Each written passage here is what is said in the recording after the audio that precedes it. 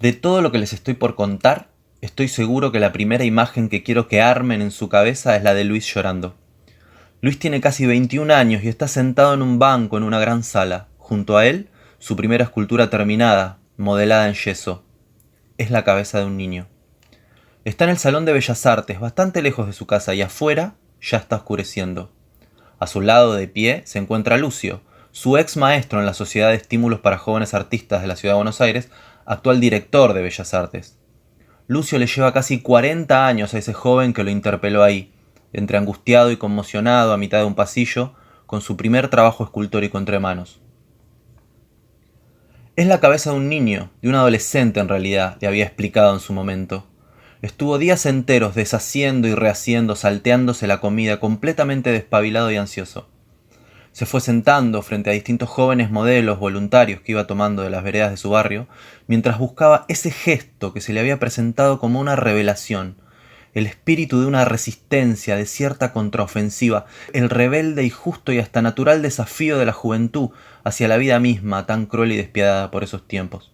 Y fue tras entregarlo directamente en las manos de su maestro, que recibió como respuesta un certificado de aceptación para ser expuesto allí mismo, en el Salón Nacional de Bellas Artes, razón por la cual estaba nuevamente ahí, aturdido, pidiéndole que cancelara la misiva y desestimara su pequeña obra. Luis nació humilde, hijo de un zapatero y una modista, ambos inmigrantes italianos. Vivían todos en una vieja casa quinta, la misma en la que Luis había nacido en 1890, sobre la calle Moreno, en unas afueras de la ciudad que ya casi habían dejado de serlo. En el mismo terreno vivía su familia y la de su tío. Era un barrio alegre y florecido de trabajadores inmigrantes, pero su madre murió cuando tenía apenas 9 años, dejando a su padre devastado y con 5 hijos que alimentar. Por eso, ya de muy chico él y su único hermano varón conocieron el trabajo a la par que la escuela.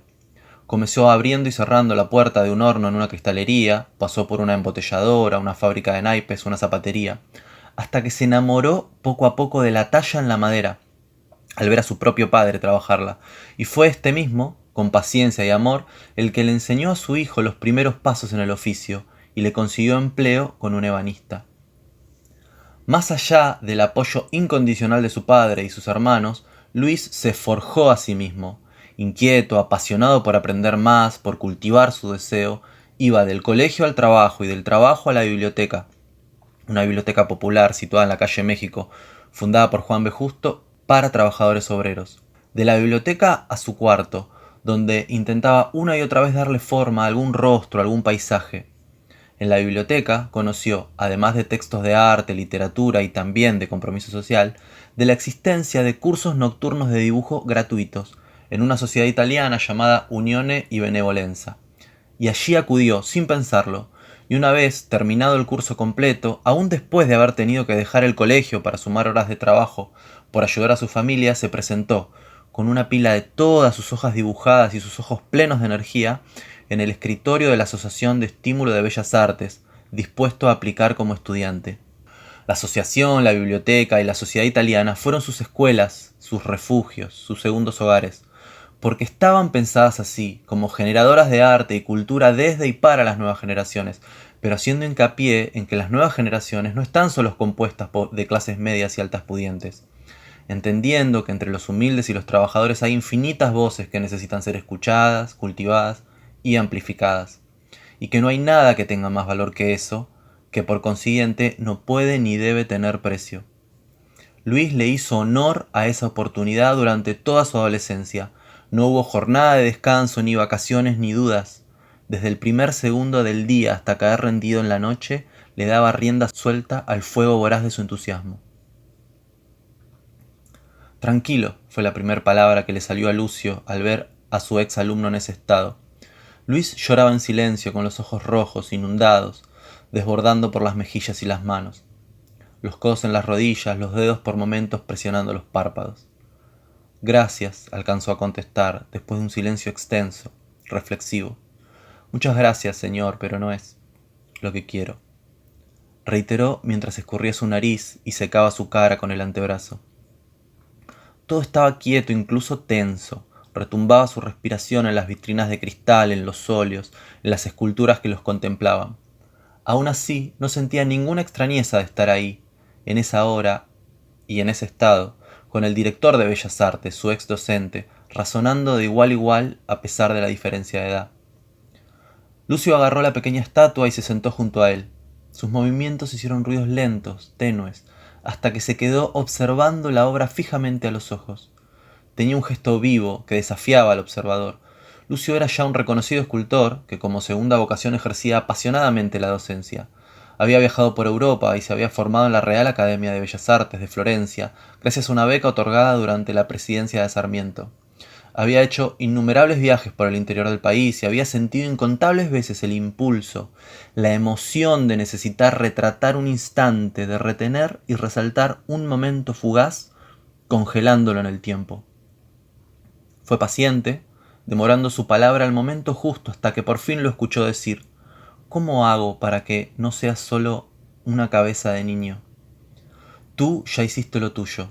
Hasta una simple palabra puede tener en su tono la fuerza de una gran obra, pero dependerá de la persona que se sienta interpelada por ella, de la atención y la atención presentes en ese momento exacto de su vida y de la capacidad espiritual con que cuente para amalgamar su sentido con el resto de los símbolos que conforman su conciencia, su esencia y por consiguiente su identidad.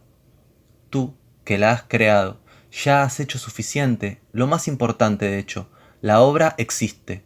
¿Qué más buscas? No lo sé, transformar. ¿Transformar qué?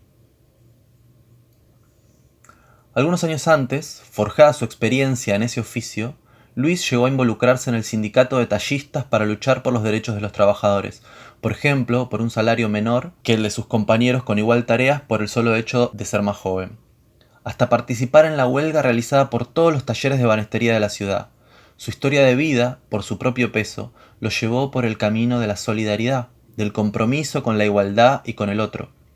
Pasados los 15 años, sus únicos intereses eran ayudar a su familia, involucrarse en los problemas de su trabajo y su interminable sed de dominar la técnica, su impostergable necesidad de crear y recrear cada vez más fiel a su inspiración.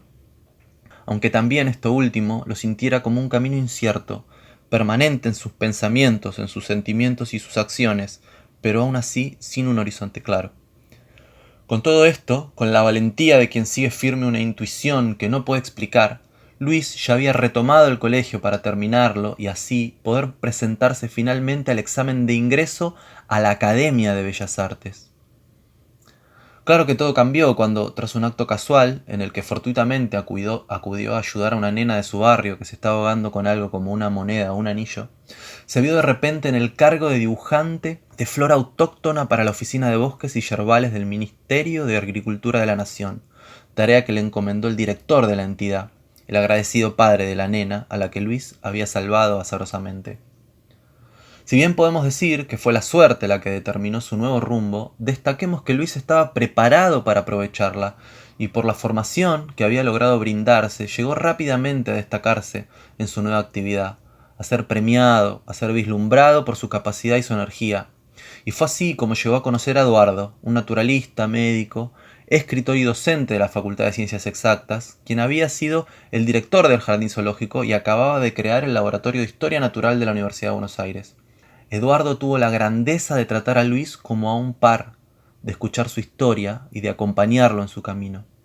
En 1909, Luis acababa de dar por fin su examen de nivel, ingresando directamente al tercer año de la carrera de Bellas Artes. Repaso hasta acá y veo, o creo que ustedes piensan, que hay muchos datos que son superfluos, irrelevantes. Yo, sin embargo, los ampliaría. Contaría incluso que por ese tiempo Europa se organizaba para repartirse las porciones de África y que en México ya se cocinaba la Revolución Zapatista. En Buenos Aires, todo era preparativos para los festejos de los 100 años de la primera Junta de Gobierno. La clase gobernante decoraba con pompas todo lo que daba aspecto de pueblo mientras intentaban contener las revueltas anarquistas. En unos terrenos despojados y destinados a potreros y a hornos de ladrillos ya se había comenzado a armar distintos espacios públicos, aunque vaya suspicacia, proyectados con rejas, que llevarían el nombre de Parque Centenario.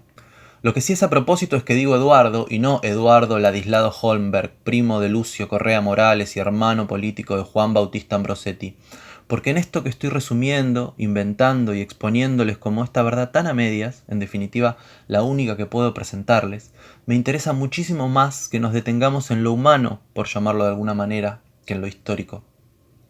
Por ejemplo, en esos años, Eduardo presenta a Luis con Juan Bautista, etnógrafo, naturalista enterriano, quien acaba de realizar investigaciones en Jujuy, desenterrando las ruinas de una fortaleza aborigen, lo que hoy llamamos Pucará de Tilcara.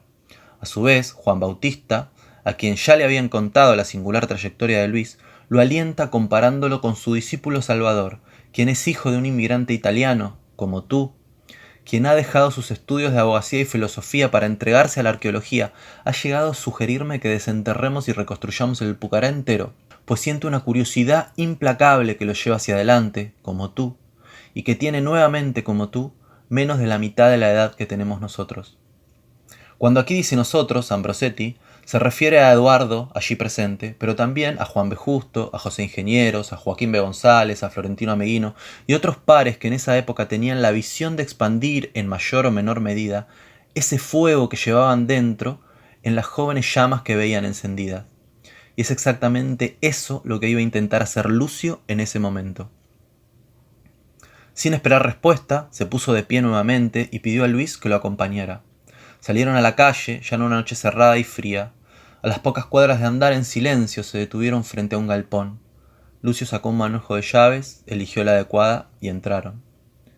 El espacio estaba en penumbras, se adivinaban siluetas negras cortadas apenas por el temblor de algún farol a gas de la calle, que se filtraba por las rendijas. Pasaron la primera habitación, pasaron la segunda, y al llegar al centro de una tercera habitación quedaron frente a un gran volumen indescifrable. Lucio pidió que lo aguardara un instante y volvió con una silla. La puso frente al objeto presente en la sala y le indicó que se sentara. Al cabo de unos segundos se encendió una luz brillante que los encegueció por un momento hasta que apareció una gran tela blanca cubriendo lo que adivinaba era una escultura. «No hace falta que me expliques lo que ves», anunció y descubrió su obra. Lucio había creado a la cautiva 7 años antes. Era una imponente escultura en bronce de una india tehuelche sentada junto a sus 2 hijos pequeños y a un perro. La cabeza en alto, con la misma mirada desafiante que la cabeza de niño de Luis, pero con una profunda mueca de tristeza. Lo había inspirado una mujer que había quedado desamparada durante la mal llamada conquista del desierto. Había perdido a sus hijos e hijas mayores, a su pareja y a su gente, y aún así se erguía estoica, sin doblegarse en la defensa de todo lo que le quedaba. No es que no diga yo que es la cautiva del desamparo y la opresión reinante, que es el resultado de la incomprensión de lo distinto y de la codicia pura. No es que desmienta una mujer resistiendo la voracidad del hombre, pero lo que para mí es una cultura entera, la cultura misma hecha carne, presa de otra, que la aprehendió por medio de aprenderla. Mi expectativa mayor, que se irá seguramente conmigo a la tumba, también es que se transforme tu conciencia, que se rompa, que se pliegue sin más hacia la acción, dando rienda al impulso trascendental de una necesidad implícita, inapelable, que es la de liberar a la cautiva. Mas al mismo tiempo tengo solo una escultura. Es mi modo y mi elección de invocarlo, de conjurar a que suceda, sin vestigio alguno de imposición ni reclamo.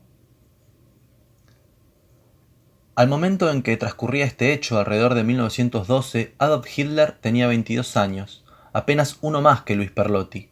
Se había trasladado a Viena tras la muerte de su madre y se había ganado la vida realizando todo tipo de oficios como cargar equipajes o barrer nieve. Entre ellos, pintar cuadros fue el que más rédito económico le daba. Adolf estaba intentando eludir el servicio militar, ante el cual, por no poder postergarlo más, se presentó en enero de 1914, obteniendo un certificado de no apto. Aún así, el 28 de julio de ese mismo año se desató la Primera Guerra Mundial e inmediatamente se presentó como voluntario. Por algún motivo tenía un gran entusiasmo. Sixto terminó ahí su clase y sin decir más comenzó a juntar sus cosas. Algunos papeles sueltos, el libro de Sara Saezcavia, el escultor de América, y una bolsa con frutas. Luego, entre el murmullo de sus alumnos, salió y se perdió en el monte entre la tierra colorada. Corría el año 1972.